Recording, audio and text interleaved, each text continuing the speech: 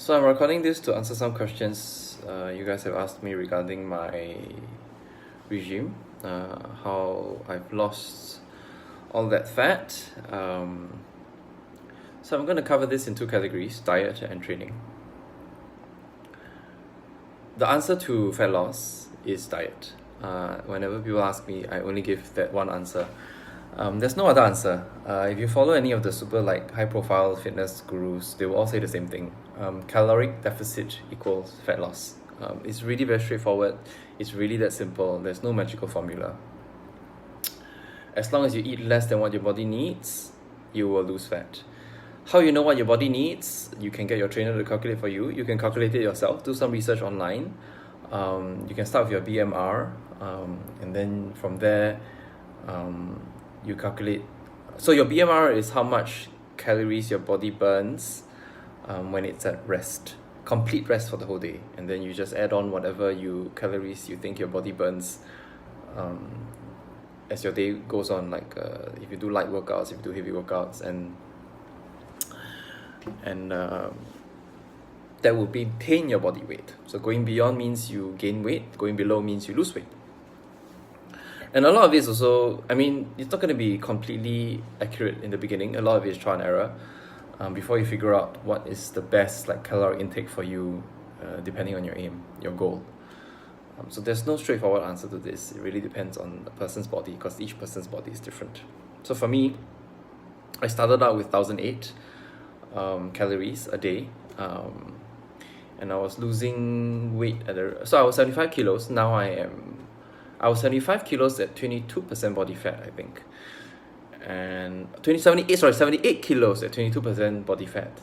Now I'm 70 kilos. Actually, my lowest weighing was 68. So I lost 10 kilos in a span of 7 months. In a span of 7 months. And even though I lost 10 kilos, it's not all muscle, it's actually all fat. So in the beginning, I weighed 78 kilos. I was 22% body fat, but I had 60 kilos of lean mass based on my trainer Malcolm's measurements. Towards the end, before I started my current phase, which is bulking, I was 9% body fat, but about 61.5 grams of lean mass. So my lean mass actually went up while I was while I was losing weight, losing fat.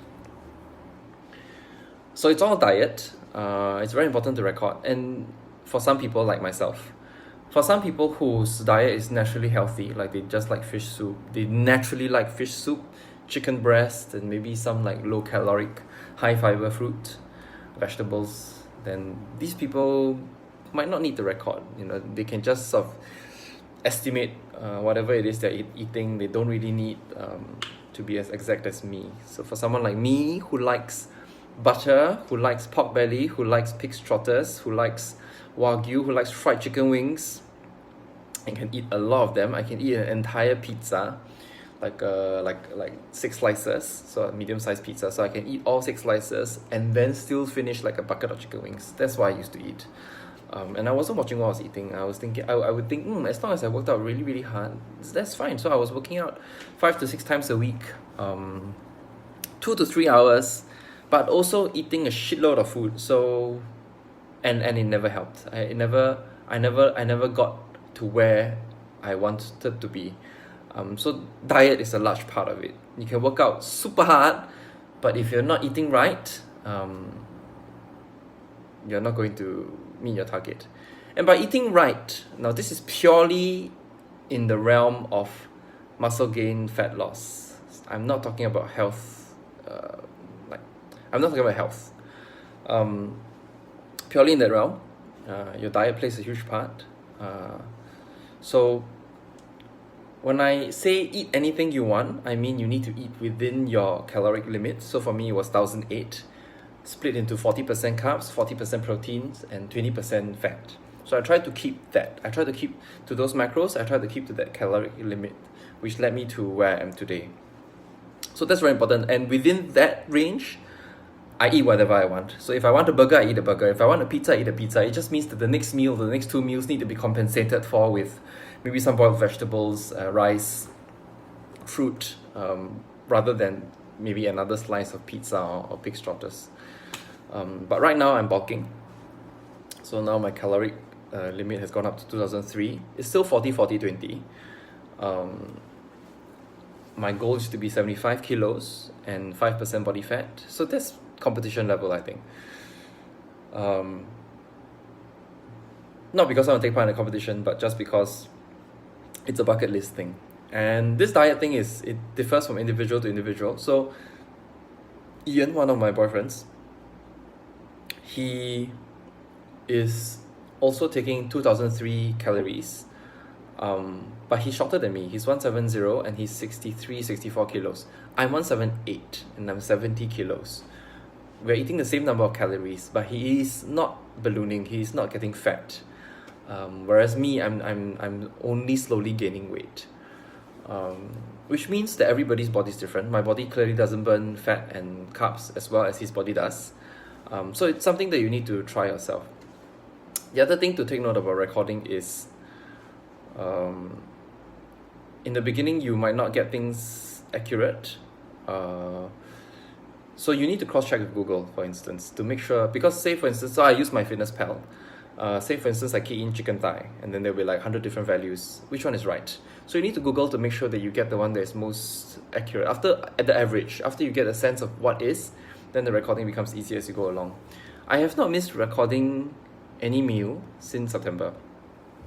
And this process of recording has made me learn a few things about food that I like pork belly. So I always thought just eat a lot of pork belly is okay because there's a lot of protein even if there's fat. But the ratio is 1-to-1, 1 gram of protein to 1 gram of fat. That's very high. Steak as well. Things like granola, muesli, you'll be surprising at how fatty and how carby these things are. They are healthy, yes, but they're not necessarily, as in they make your, they are the kinds of food that you have to watch out for, to think about more when you are recording your macros for the day, because they can easily bust the limit. So these are some things that I've realized. Fine dining is another one. So you think, oh, fine dining, okay lah, I mean, small portions is okay, but actually all these small portions, they add up. So what I've learned is the average for fine dining, minimum 1,002 calories. There's bread, there's butter, there's wine.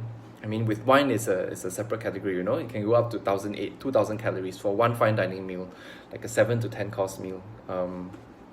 Do I record for fine dining? I do. I record the individual components, and my tip is I just record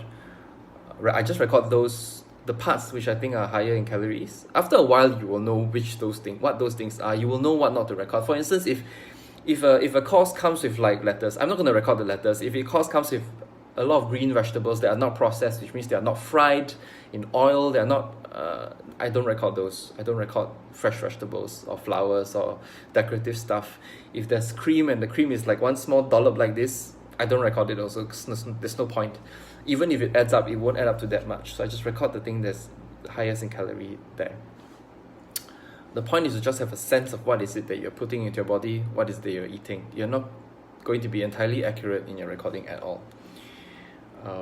But a sense is good enough, because not recording is much worse. So now that I'm recording, you know, it might be off by 100 or 200 calories, but I'm quite sure when I wasn't recording, it was easily off by 1,000 to 2,000 calories. Just imagine I can have burger for breakfast, pizza for lunch, and then like a roast pork rice for dinner. So it can go way off. It can go way off if you don't record, and if you like fatty things like me. So with regard to training, I engage a trainer because I'm too lazy to plan my own workout. Again, back to the same story of how everybody's body is different.